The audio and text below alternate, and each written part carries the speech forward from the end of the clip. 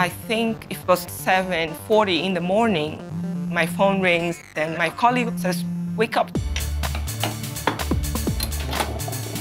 Early on an August morning, at her apartment in Chicago, Marcele Soares Santos gets the call she and dozens of other astrophysicists have been waiting for. My colleague says, "We received a signal. We have to take action." And I'm like, "Oh, this is really happening."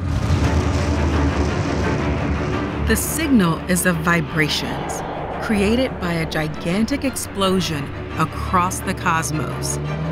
We are talking about two neutron stars.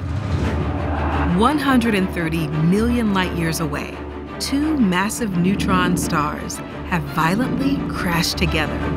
Very dense objects colliding at approximately the speed of light. The explosion is gigantic, it's tremendous.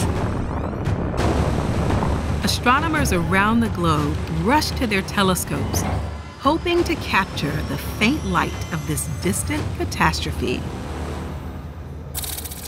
On a mountaintop in Chile, some of Marcele's colleagues point a powerful telescope toward a patch of sky in the constellation Hydra. We expect this light from these sources to fade away quickly, so you have to act fast. The data taking has started. As the pictures come in, researchers all over the world sift through the data, looking for one extraordinary dot. The sky is full of beautiful, bright sources, but there will be one that was not there before, that is there now. Finally, Holy look at that. someone spots something. That blob here, Very low on the horizon, there's a light in the sky we found it. that has never been seen before. That really small spot of light, That one right there. very, very cool. It was spectacular. Yeah. You don't get many chances like that. Yeah. Looking at the screen, and you're like, is this really happening? Is this real?